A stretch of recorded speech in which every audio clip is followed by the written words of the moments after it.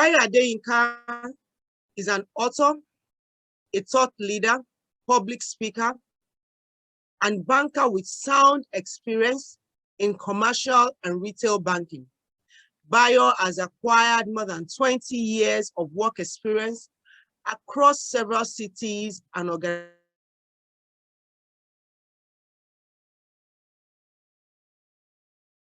Nigeria, a fellow of the Chartered Institute of Loan and Risk Management of Nigeria, and a fellow of the Chartered Institute of Professional Financial Managers in Nigeria. He's currently the Executive Technical Assistant to the MD CEO of Fidelity Bank PLC. In the past, he was a regional bank head at the same bank, overseeing operations in Oyo, Ogun, and Ondo states. Before then, he worked in various positions at Enterprise Bank, now the Heritage Bank, Standard Chartered Bank, Standard Trust Bank, now UBA, Assurance Bank, Defcon Bank, and the former National Bank. He's a published author with 3 outstanding books, including 30 career lessons I learned along the way and 40 lessons I learned along the way. A mechanical engineering graduate of Ladoke Akintola University and an MBA degree in financial management. Bayo also holds an executive master's certificate in project management from the Project Management College, UK, and a master's in international banking and finance from the University of Salford, Manchester, UK. He has a great knowledge in life skills, wealth management, working with SMEs, credit analysis, product development, and marketing, relationship management, turnaround management, and retail finance, among others.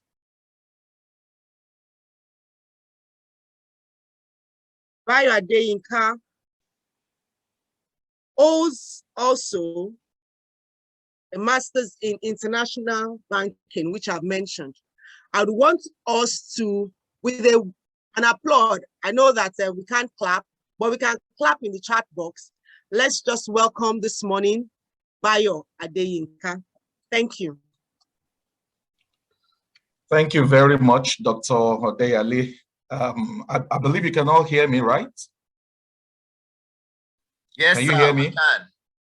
Oh, great, great, great. Thank you. Thank you so much. I'm happy to be here this morning. Thank you, Dr. Adeyale, for having me. Thank you, Daya Deyemo.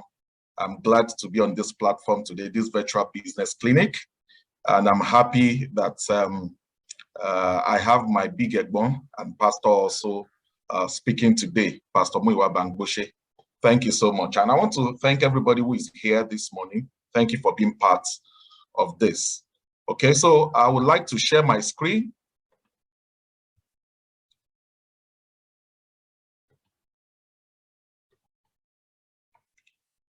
Okay, I'd like to share my screen. Can you see my screen now? Yes, sir. Okay. So I'm going to be speaking on goal setting. And I'm going to make this very practical, sharing some of my personal experience and hoping that somebody here today will be able to take 1 or 2 things away from our discussions this morning. Okay, let me start with this. Since this virtual business clinic is essentially faith-based, I want to start with a scripture, if you permit me, and it's something that speaks to what we want to discuss this morning, something that speaks to goal setting, to strategic planning, and I just want to read it as we go into our object of discourse this morning. It's from Luke chapter 14, from 28 to 32. And I'm going to be reading from the Passion Translation. The Passion Translation says, "For who would construct a house before sitting down to estimate the cost to complete it? Otherwise, he may lay the foundation and not be able to finish it.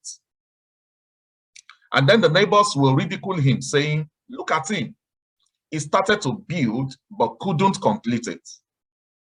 Have you ever heard of a commander who goes out to war without first sitting down with strategic planning? Look at that word, with strategic planning, to determine the strength of his army to win the war against a stronger opponent? If he knows he doesn't stand the chance of winning the war, the wise commander will send out delegates to ask of peace.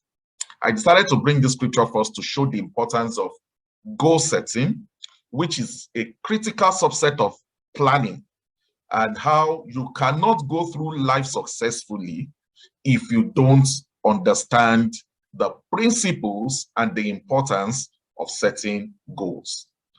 Now, let me start with sharing my story. Let me start by sharing my story. And I've shared this on Twitter before, but I think I should also share it now. Now, towards the end of 2009, that was how many years ago now? About 12 years ago. I sat with my wife to plan specifically for 2010.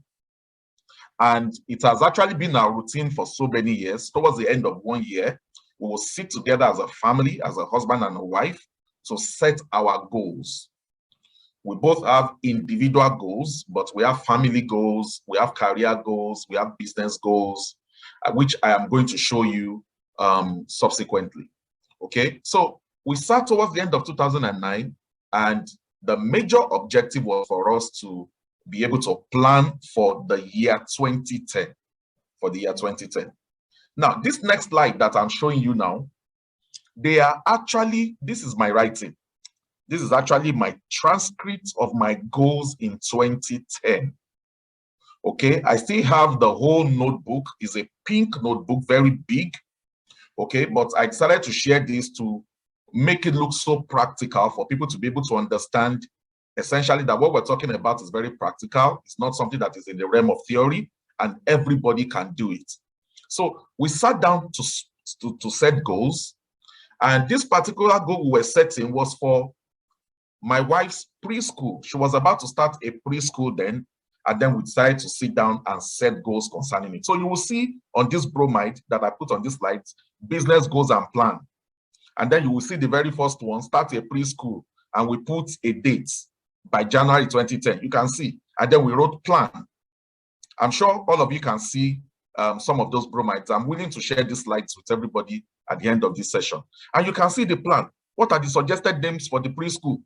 You can see Goldcrest, Olive Shoots, Caris International School, Eco International School, Hugs and Kisses Preschool. And you can see that when you are setting goals, you come up with a lot of ideas. Okay, you have a brainstorming session. I'm going to still take us through the principles. Okay, and you can see, what do we need? Registration, conduct name search, commence registration, deadline. Okay, where's the location? You can see the different locations we're looking at.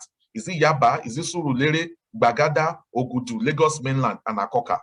Those were the 5 or 6 locations that we wanted. We wanted one out of those locations. Okay, type of school. What type of school are we looking at?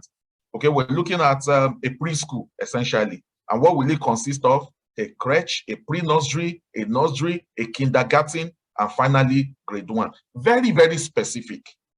Very, very specific. And then, what kind of property do we need? And you can see we wrote a bungalow, stand alone, with space preferred. Otherwise, a 3-bedroom flat that will be partitioned for use. Very specific. And this is my writing. This was in 2009. All right. And then you can see amounts. What amount are we willing to spend on rent? Between 450,000 to 600,000. Then you can see every other thing. Advertisements, the school website, how much are we going? This is the financial plan. We went into the publicity. What are we going to do about publicity? We went into the fees. How much fees are we going to charge? All right, we went to the opening hours. You can see opening hours 6:30 a.m. to 5 p.m. Mondays to Friday. After 5 p.m., the fee is 2,000 naira per hour. The mode of teaching, okay, PYP, that's primary years program combined with Montessori. Very specific, very specific. And then we looked at amounts needed for the take of the budget. all right? The property, how much it will cost for 2 years, the painting, the partitioning, the adverts, and then the total. And then the funding, okay? How do I get the funds? Very, very specific. I decided to share this bromide so that people can understand that goal setting is something that you do with a lot of introspection, with a lot of thinking, all right? You can see the next slide. What niche are we looking at? Okay, the school will be a place for building life skills, not just for academic learning. You know, a lot of brainstorming went into this final document. The school will provide additional comfort of safety. The school is being run by an experienced and certified PYP teacher. It will be a place where education is fun, you know, and then we wrote the vision. What will be the vision? Okay, it's part of the goals. What will be the mission statement? It's part of the goals. The salary, what salary are we going to pay to those who are going to be working in the very, very specific? What incentive payouts? Okay, oh, if a staff introduces a pupil, how much will he get? Late pupil, pick up of pupil, how much is it? So much thinking went into this goal setting, all right? So I just shared this as an introduction for everyone to understand that goal setting is actually a lot of work. Goal setting is not just what you do thinking in your head without putting something down on paper. This was something I wrote in 2009 together with my wife, all right? Now, let me share a few tips about goal setting, all right? The first thing I want to share is for goal setting to be effective, you must have a thinking session. You must have a thinking session. And as a believer, as a Christian, I personally had prayers to my thinking session. Now, if you look at that passage that I shared earlier, Luke chapter 14, you will see that the first thing he said, for who would construct a house before first sitting down to estimate the cost to complete it. So there must be a sit down. For goal setting to be effective, there must be a sit down, there must be a thinking session, there must be a brainstorming session. It is not something you just do on the go. It is something you do with a lot of introspection, with a lot of thinking, and with a lot of meditation at times. So you must have a thinking session. Think, you need to brainstorm. And I normally love to do it as a family. If you're married, you do it with your spouse, either with your husband or with your wife. And when you are thinking, you use your imagination. You use your imagination. What are your desires? What achievements what do you want to achieve? What achievements will give you that feeling of satisfaction, of fulfillment? So you think, you brainstorm, all right? You need to have a thinking session. Now, thinking is what makes execution easier. After you have thought something through, then execution and planning to the details becomes a lot easier. So you should never execute without thinking it through. So that's why the first step to goal setting is thinking, is brainstorming, is having a sit down to look at it again. One of the most effective people in scriptures that I believe is Isaac. And the scripture recorded that Isaac would go into the field to meditate, to think, Thinking is hard work, and that's why we have very few thinkers. And that's why a lot of people, because, goal setting is different from New Year resolution. New Year resolution does not come with any thinking at all. Oh, okay, I just want to stop drinking. I want to stop this, and that's all. And that's why there's a difference between New Year resolution and goal setting. Goal setting involves a lot of thinking. It involves a lot of brainstorming. It involves using your imagination. Now, what does thinking entail? Now, for somebody who is planning to set their goals for year 2022, and this is early in the year, you can still set your goals. Now, thinking entails, number one, you think about the previous or the outgone year. What did you do wrong last year? Last year, what did you do wrong? Number two, what did you do right? You need to be able to write it down. What did I do wrong? Number one. What did I get right last year? Number two. What will I do better if I have another chance? Number three. Number four, what habits do I need to break? Number five, what habits do I need to imbibe? Number six, what skills do I have? You need to know the skills you have as you go into the year.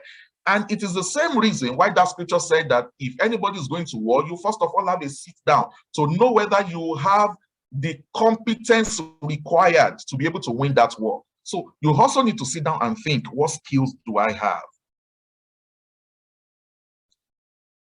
And then skills need to acquire this year. It's part of the thinking session. What skills do I have? What skills do I need to be able to face the year? So thinking is something that anybody that wants to do goal setting should imbibe. Number two, you need to have a book where you document your thoughts. You need to have a book where you document your thoughts. So my own style is to have, I jot my own thoughts down severally before I now put together the final document. What I shared here is the final document. These are not the initial documents. The initial documents I've cancelled, I've, amended, I've reviewed, I've modified before I now came with this final document. All right. So what I normally do is to jot down my thoughts. So I encourage anybody who is going to set goals. You must have a book, or you must have an electronic pad somewhere that you can document your thoughts and it is easy for you to retrieve. For me, I prefer to do it manually. Maybe I'm still analog, so I write it down. All right. And I know whatever I write down sticks. Okay, so you may have an electronic pad, you may have a book, but you must be able to document and then you are able to retrieve easily. Okay, so have a book where you document your thoughts. Don't just think. Don't just say, oh, I have it in my head. I have my goals in my head. It is not enough. There's a reason why the book of Habakkuk said, let him run that reads it. You must write it down. The scripture says, write it down. Write it down. You must write it down. There is something about documenting that helps you to be able to go back to it from time to time to see whether you are making progress, for you to be able to retrieve it, for you to be able to amend, for you to be able to go back to it from time to time. So have a book where you document your thoughts. Number three, you can draw up goals around different areas of your life. I'm going to be showing us some practical bromides at the end of this, a template that we actually use in church. Okay, I'm going to be showing us. So you can draw up goals around different areas of your life. Now, some people believe in drawing up just one single goal. Yeah, that is fine. I also believe in having a dominant goal. You may have 20 goals, you may have 15 goals, but there must be a dominant goal, one goal that is dominant every year. So what I normally do is I have career goals, I have spiritual goals, I have business goals, I have financial goals, I have health goals, I have personal development goals, goals around different areas of our lives. Don't forget that your life consists of different areas. You have your career, you have your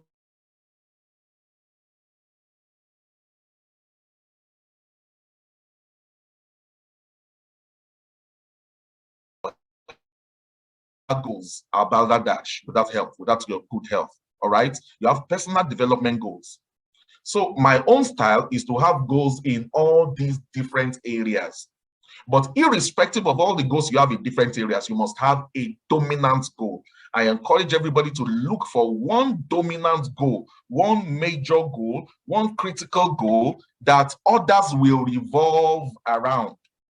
That others will revolve around. So it's important for you to have a critical goal, a major goal, a dominant goal. Even though you have several goals in different areas, like I have mentioned. Now, if you look at that Luke chapter 14 that we read, you will see that that person was building a watchtower. A watchtower is huge. That's a huge goal. That's a very ambitious project. So it's always good for you to have an ambitious project, a big goal, a dominant goal, even if you have other smaller goals. And what these dominant goals help you to do is it helps you to remain focused. Okay, it helps you to remain focused because a lot of your major efforts will be towards achieving that dominant goal. Now, in our church this year, our major goal in our Lagos church is for us to, for everybody who is working, to have at least one plot of land. That's our dominant goal. So people can have different goals in other areas, but one dominant goal that all of us have is, as long as you are working, you must have at least a plot of land anywhere in Nigeria before the end of this year. Is a dominant goal. And we also have a dominant goal for our spiritual life, and that is everybody should read through the Bible this year. So two dominant goals for us. One, you can call it be financial, and the other you can call it spiritual. So everybody must have a plot of land anywhere in Nigeria as long as you are working, and then all of us have to read through the Bible this year. So two dominant goals for us. So you can also look at your life and say, even though I have goals in this area, which goal is going to be my dominant goal for 2022? Now, you have to be specific with your goals. You have to be very specific with your goals. You cannot be ambiguous. You can't say, I want money in 20. Okay, what I'm sharing was actually something I shared on Twitter in 2021. So you can't say, I want money in 2022.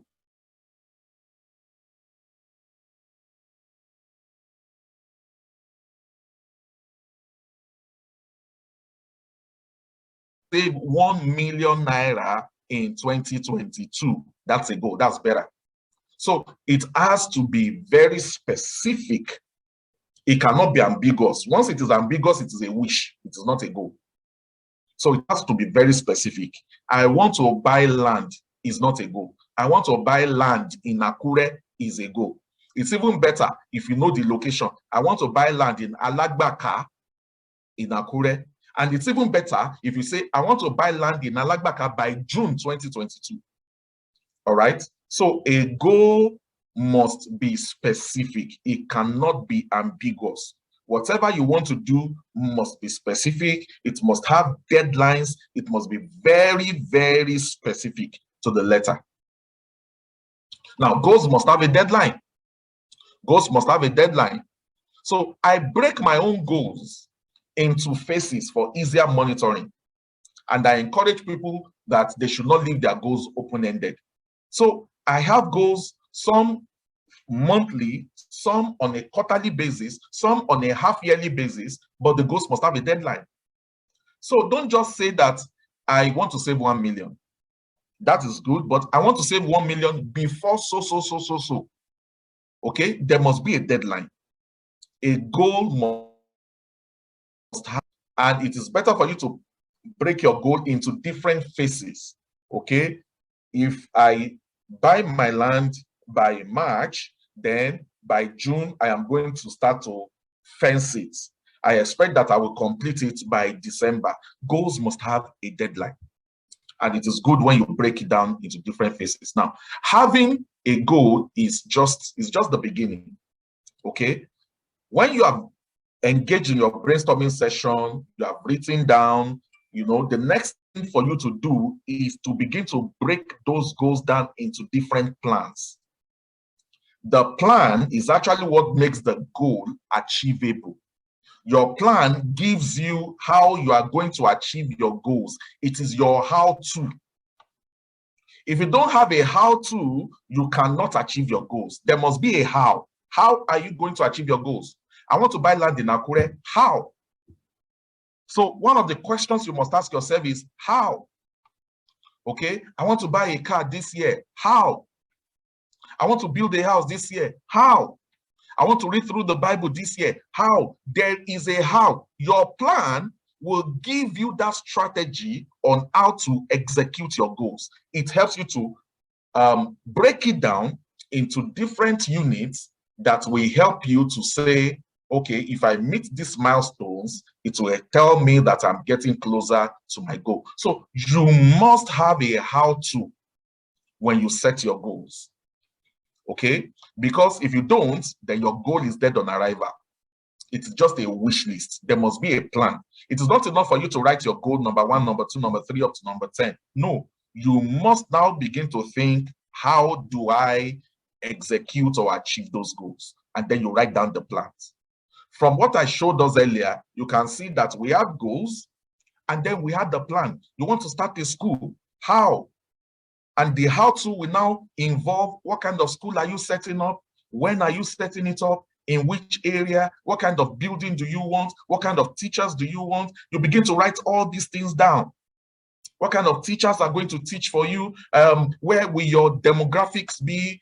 What kind of students do you want to attract? What kind of adverts do you want to do? What is your mission statement? What is your vision? All these things form part of your how-to, your plan. So having a goal is just the beginning. It is not the end. You must now break down those goals into specific plans. Now, don't give up on your goals.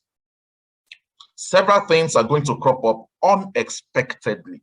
Several things will crop up unexpectedly. Some will be within your control. Some may not be within your control. What you need to do is to adjust and modify as necessary. For example, this goal that I shared right here, all right, even though we set this goal for 2010, the school did not actually kick off until 2013. It did not kick off until 2013. And why? Because around 2010, 2010, you know, we have been waiting for a child for 8 years at that time. And then 2010, my wife became pregnant. Okay. And we had to change the goals. I did not allow her to do anything strenuous because of the situation of the pregnancy. So it was just right for us to push the goal forward. So a lot of things can change. So don't kick yourself because several things can come up unexpectedly. So you need to be able to adjust and modify as may be necessary, but never give up. Never give up. Don't give up on your goals. You can modify it. There's nothing wrong with modifying your goals. There is nothing wrong with it. Modifying it does not mean that you tone it down. It doesn't mean that you reduce it. It just means that you work with the exigencies of the moment and adjust as may be necessary. Now, working out a goal is very hard. And this is where many people find it difficult. They think once I have a goal, then I just walk through the park. No, no, no. Working out a goal is very, very hard. Now, it is not impossible, but it is hard work. It is hard work. You must be ready to sit down to do the hard work. There are times you will go back to the goal.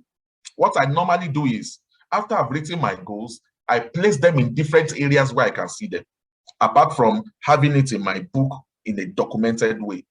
Sometimes I use visuals to capture my goal, okay? And I place it on the fridge, I place it in one area of the house, something that makes me remember my goals anytime I see those pictures, anytime I see those visuals.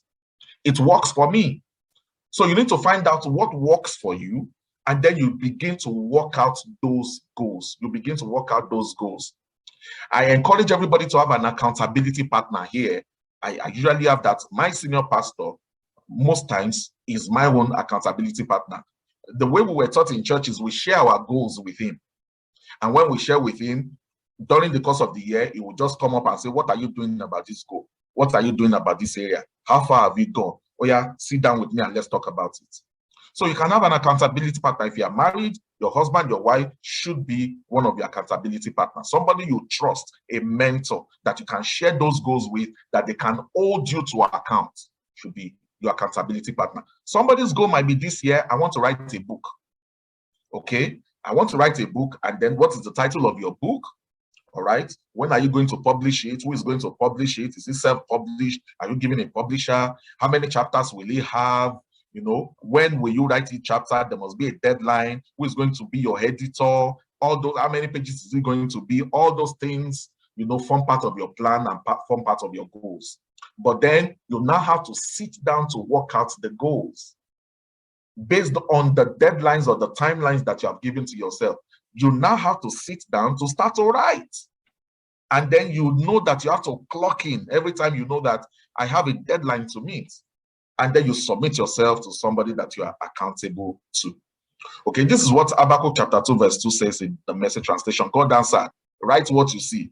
Write it in block letters so that you can read it on the run. Write it in block letters.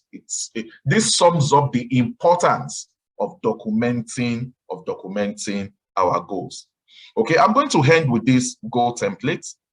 This is the goal template we're actually using in church for 2022 I just decided to share the bromide right here, okay? And you can see what were your 2021 goals. Rate the execution of your goals in percentage terms, okay? So it starts with, and that was why I talked about thinking session. You need to be able to think, what did I get right last year? What did I get wrong, okay? And then you can see the bromides there, what went well, okay? How do you plan to build on them in 2022? That's question number 2. Question number 3, what did not go well? And what were your weaknesses in 2021? And in what specific ways do you plan to overcome them? So you need to be able to write and think, how do I overcome these weaknesses? You must be very truthful to yourself. That's why you need to have a sit down. The first thing is to have a sit down. Sit with yourself, think, and be very honest with yourself. All right. Number 4, how did the coronavirus pandemic affect your plans and dreams? Don't forget, I spoke about adjusting and modifying if necessary. Okay, COVID-19 affected so many people. So was there a way it impacted your plans and your dreams? And then the B part, what specific plans do you have to adjust your life to the new normal? Okay, it's important for us to be able to sit down and write this. How are you going to adjust to the new normal? Your business, your life, your career, and all that, okay? Then your personal assessment of your spiritual life, your church commitment, your marriage if married, your financial life, your financial investment, your personal development, your career, business, ministry, academics. I'm on number 6 now. How would you rate 2021? Are you going to rate it excellent? Are you going to rate it very good? We're still talking about review of 2021. Then you come to 2022, the preview. Okay? For people who are spiritual, you have your spiritual goals. So spiritual or church, how long do you want to pray daily in 2022? All right. And then other spiritual goals like that. And then your family goals also come under your family goals.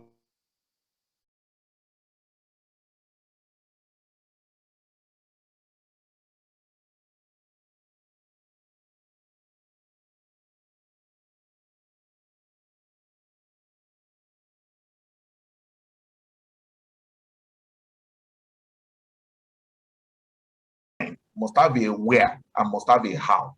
That is how you develop your comprehensive goals. And then you come to your health. What's your healthy diet plan? A lot of us need to work on our diets. What need to work on our health? What is your exercise plan? Do you want to walk 30 minutes a day? Do you want to go to the gym twice a week? And then you come to your financial goals. How much money do you want to make or earn in 2022? My daughter was writing her goals. I saw it. My daughter is going to be 11 in a matter of days. And then she wrote that she wants to make a living income of 204 billion naira. I saw it. And of course, we had a good laugh, you know, but that is somebody who actually had a figure. Okay, but it is not enough to have a figure. How are you going to do it? So how much money do you want to make or earn in 2022? How and where will you make the money? You must be able to mention the income heads or the source. Is it from your salary? Is it from your business? Is it from the books you write? Is it from the music you make? State how much you plan to earn per source. Okay. All right. And then specific requirements. Then we come to your expenditure, your expenses. List out your proposed expenditure heads and amounts per head in 2022. What are you going to spend on food? What are you going to spend on rent? What are you going to spend on your daily living? Okay, if you're going to school, how much are you going to spend and all that? And then you come to your financial investment. Specific investment area, land or property. Where are you going to buy it? How much? Your stocks and shares and others. How much do you want to save in 2022? You must have a savings goal. Okay, now, it is not enough to have investment. If you are owing, if you are in debt, you need to know how to pay off those debts. So we have a column for those who also are indebted. What specific plans do you have to pay off your debt and when? How? Okay, then we have our giving goals. How much offering do you plan to give per meeting in 2022? It's not enough for you to go for a meeting or to go to a church and then when it is time for offering, you just start to look for something in your pocket. You must have a goal for it. That's what we encourage. What specific or special offerings do you want to give in 2022 and how much per head? All right, then you come to your assets and your liabilities. What are the major strengths you are taking into 2022?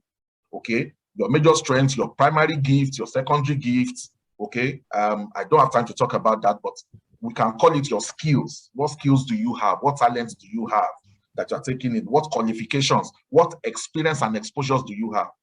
Now, what liabilities do you want to avoid taking in 2022? State specifically how to cancel out your liabilities and how to build on your assets. And then you prayerfully think out the steps that will help you to accomplish all these major goals and all these sub goals. And finally, when you have done that, you now put together your draft 2022 goals and you align them under these different subheads. You can see the spiritual, you can see your health goals, you can see your family goals, you can see your church commitment or evangelism goals, you can see your financial investment goals, and then you review your drafts prayerfully. You know, what I encourage people to do is after you have come up with your goals, you also submit it to God in prayers. You also submit it to God in prayers. And then you have an accountability partner, somebody that you can discuss with, somebody that can hold you accountable and can ask you how far you have gone with your goals. Thank you so much for the time. I think my time is up. All right. I thank you for this opportunity. Like I said, these slides, I will make them available for anybody who wants to have access to it. If you need these templates, I can also forward it to you. It's a template we use in church, okay, but I can forward it to you. You can adapt it and adopt it for your use. So thank you very much. Thank you.